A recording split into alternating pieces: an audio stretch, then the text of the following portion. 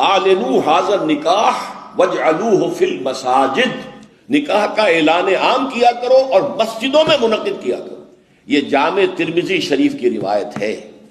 جس کو محمد رسول اللہ نے بہتر قرار دیا ہو اسے کیوں چھوڑے، کس دلیل سے چھوڑے؟ ہمیں لازماً اختیار کرنا چاہیے۔ حضور کی بیٹیوں کے نکاح مسجد میں ہوئے تو ہمارے ہاں کون ہے وہ چودھری اور وہ سرمایہ دار تو جو سمجھے کہ میری بیٹی کی تو توہین ہو جائے گی اس کا نکاح مسجد میں ہو؟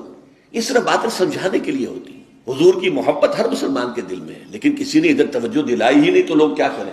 اس میں علماء کی فیلیور ہے سب سے بڑی، اور اس کی وجہ کیا ہے؟ وجہ یہ ہے کہ ہمارے مولوی عام طور پر کمی کاری ہوتے ہیں، ملازم ہوتے ہیں۔ دیہات میں تو ان کی حیثیت کمی کاروں سے زیادہ ہوتی ہی نہیں۔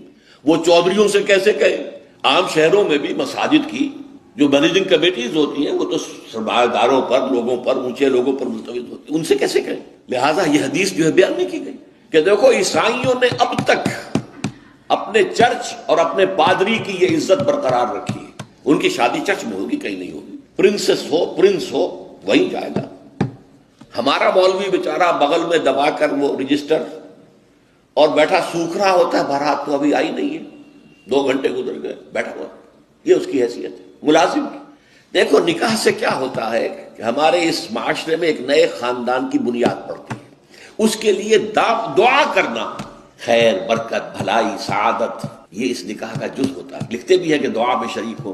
اب ظاہر بات ہے کہ دعا کا ماحول آپ نے باہر جو ہے بڑے قالین بچھا لیے قیمتی، اور ان پر قیمتی صوفے رکھ لیے اور بڑے سنہری قسم کے شامیانے لگا لیے، لیکن وہاں پر ماحول کیا ہوتا ہے؟ سگریٹیں پی رہے ہیں، دھواں سگریٹوں کا، قہقہے لگ رہے ہیں، غیبتیں ہو رہی ہیں۔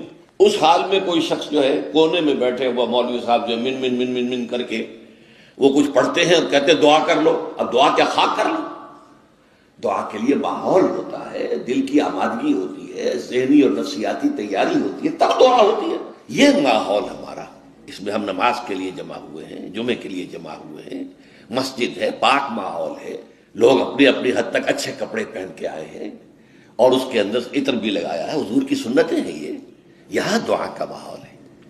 تو یہ 4 دلیلیں ایسی تھیں کہ جو قاطع تھیں اور ہیں الحمدللہ۔ اس کے لیے میں سمجھتا ہوں کہ ذرا سی تعلیم اور تلقین اگر ہو جائے اور اگر حکومت کی سطح پر یہ کام ہو، ابھی تک تو یہ میں انفرادی طور پر ہو چکے ہیں، اب اس کو 30 برس میں نے جدوجہد کی ہے، ہماری تحریک کے تحت ہوئی ہے۔ اگر کہیں یہ سرکاری سطح پر، حکومت کی سطح پر ہو جائے تو یقیناً یہ ہے، میں کہتا رہا ہوں کہ بھئی برادریوں کے سطح پر فیصلہ کرو چلو، لیکن سرکاری سطح پر ہو جائے تو کیا کہیں؟